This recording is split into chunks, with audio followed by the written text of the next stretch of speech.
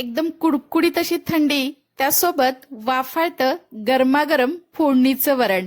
नमस्कार, दीपाज किचन मध्ये आज आपण अगदी सोपी पण एकदम चविष्ट अशी रेसिपी पाहणार आहोत. हे वरण तुम्ही अगदी ज्वारीच्या भाकरीसोबत किंवा चपातीसोबत कुस्करून सुद्धा खाऊ शकता. इतकं हे चवदार बनलं जातं आणि संध्याकाळच्या जेवणासाठी हा एक उत्तम पर्याय सुद्धा आहे. मस्त असा गरमागरम भात आणि त्यासोबत वाफाळतं गरमागरम फोडणीचं वरण, वरून थोडीशी तुपाची धार आणि थोडंसं लिंबू. वाह, मस्त असा बेत बनला जातो. चला तर मग आपण वेळ न घालवता आपल्या रेसिपीला सुरुवात करूयात. इथे मी तूर डाळ घेतलेली आहे. ही वाटी अगदी तंतोतंत भरलेली नाही. त्याचमध्ये आपले हे 2 चमचे इतकी मूग डाळ सुद्धा बसेल. म्हणजे टोटल 100 ग्राम इतकी तूर आणि ही मूग डाळ एकत्रितपणे होईल. तर आता सुरुवातीला आपण ह्या दोन्ही डाळी एकत्रित करून घेणार आहोत आणि त्याला पाण्याने अगदी 2 ते 3 वेळा स्वच्छ असं धुवून घ्यायचं आहे. तर तुम्ही ते बघू शकता. यामध्ये मी पाणी घालून त्याला हाताने अगदी व्यवस्थित असं चोळून ही डाळ आपण 2 ते 3 वेळा याच प्रकारे धुवून घेतलेली आहे. आता आपण ही डाळ कुकरमध्ये शिजवून घेणार आहोत. त्यासाठी मी इथे कुकरचा डब्बा घेतलेला आहे. तर आपण ही डाळ कुकरच्या डब्यामध्ये घालूयात आणि इथे मी साधारणतः 1 वाटी ही आपली डाळ होती. अगदी त्याच वाटीने मी इथे 4 वाट्या इतकं पाणी मी डाळ शिजवण्यासाठी वापरणार आहे. त्यामुळे आपली डाळ अगदी व्यवस्थित अशी शिजली जाते. त्यानंतर आपण इथे घालूयात पाव चमचा इतके हळद, तसेच 1 चमचा इथे तेल घालायचं आहे. त्यामुळे आपली डाळ शिजत असताना उतू येत नाही किंवा ती लवकर सुद्धा शिजली जाते. त्यानंतर इथे पाव चमचा मी हिंग घातलेला आहे आणि त्याला अगदी व्यवस्थित असं मिक्स करून घेऊयात. आता हे कुकरचा डब्बा आपण कुकरमध्ये ठेवूयात. तर त्या अगोदर मी कुकरमध्ये पाणी आणि थोडीशी लिंबाची फोड घातलेली आहे. त्यामुळे आपला कुकर खालून काळा होत नाही. आता आपण कुकरचं झाकण व्यवस्थित बंद करूयात आणि याला मीडियम गॅसवरती साधारणतः 5 शिट्ट्या करून घेऊयात. तर इथे तुम्ही बघू शकता आपल्या कुकरच्या 5 शिट्ट्या झालेल्या आहेत. हा कुकर आपण थोडासा थंड करून घेऊयात. कुकर थंड झाल्यानंतर मी ही शिजलेली डाळ काढून घेतलेली आहे. तर त्याला आपण थोडंसं असं हलवून घेऊयात. तुम्ही ते बघू शकता डाळ अगदी एकसंग अशी शिजली गेलेली आहे. तर आता आपण याला फोडणी टाकूयात.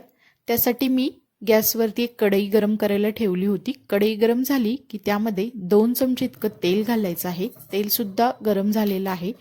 त्यामध्ये घालूयात पाव चमचा मोहरी. मोहरी अगदी व्यवस्थित तडतडली गेलेली आहे. त्यानंतर आपण इथे अर्धा चमचा इतके जिरे घालायचे आहे. आता इथे मी 7 ते 8 लसूण पाकळ्या बारीक चिरून घेतलेल्या आहेत.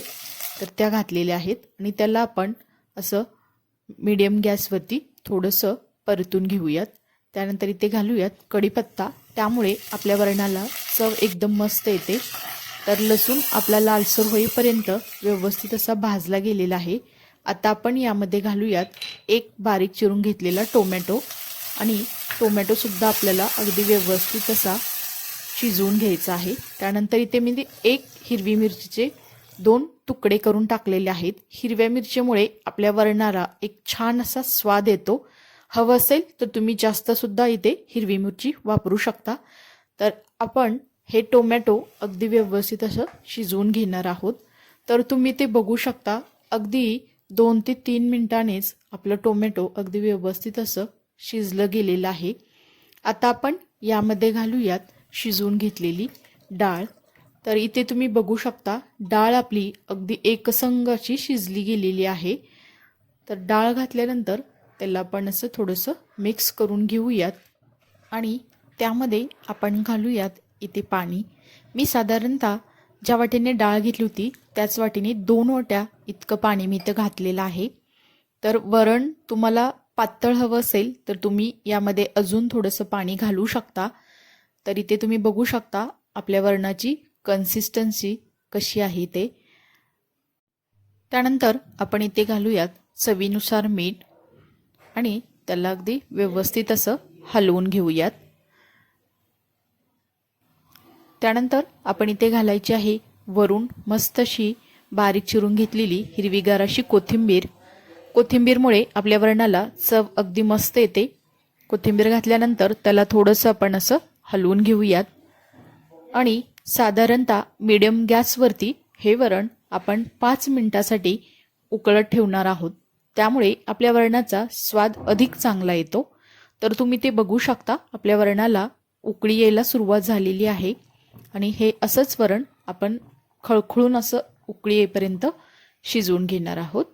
तर तुम्ही ते बघू शकता, वरणाला आपल्या मस्त अशी उकळी आलेली आहे आणि त्याची कन्सिस्टन्सीसुद्धा तुम्ही ते बघू शकता. आता गॅस बंद करायचा आहे आणि हे आपलं वरण बनवून तयार झालेलं आहे. आता आपण याला दुसऱ्या एका भांड्यामध्ये काढून घेऊयात. तर मस्त असं एकदम चवदार असं आपलं वरण तयार आहे. हे वरण तुम्ही भाताबरोबर असेल किंवा भाकरीबरोबर सुद्धा कुस्करून खाऊ शकता. इतकं हे चविष्ट बनलं जातं आणि अगदी कमी वेळेमध्ये तुम्ही हे वरण बनवू सुद्धा शकता. तर इथे आपण थोडीशी मूगडाळ वापरलेली आहे. जर तुम्हाला तूर डाळीमुळे पित्ताचा त्रास होत असेल तर तुम्ही यामध्ये थोडीशी मूगडाळ सुद्धा वापरायची आहे. त्यामुळे पित्ताचा सुद्धा त्रास जास्त होत नाही आणि वरणसुद्धा आपलं अगदी चविष्ट असं बनलं जातं. तर इथे तुम्ही बघू शकता, आपल्या वरणाला कलरसुद्धा अगदी मस्त आलेला आहे. आणि आता हे वरण आपण सर्व करूयात गरमागरम भातासोबत. तर हे फोडणीचं वरण तुम्ही भाकरीसोबत किंवा चपातीसोबत सुद्धा खाऊ शकता. अगदी चवदार असं वरण बनलं जातं. मस्त असं गरमागरम वाफाळतं वरण आणि त्याचसोबत गरमागरम भात आणि वरून मस्त असं तुपाची धार. वाह क्या बात है. तसेच वरून आपण थोडंसं लिंबू पिळूयात आणि मस्त अशा वरण भाताचा आस्वाद घेऊयात. तुम्हाला ही रेसिपी कशी वाटली हे मला नक्की कमेंट्समध्ये सांगा. जर तुम्हाला ही रेसिपी आवडली असेल तर दीपाज किचन या यूट्यूब चॅनेलला लाईक, शेअर आणि सबस्क्राईब करायला विसरू नका आणि शेजारील बेल आयकॉनवरती क्लिकसुद्धा करा, कारण तुम्हाला अशा छान छान साध्या सोप्या रेसिपी पाहायला मिळतील. नंतर भेटूया आपण अशाच एका छान अशा रेसिपीसोबत. तोपर्यंत सर्वांना धन्यवाद.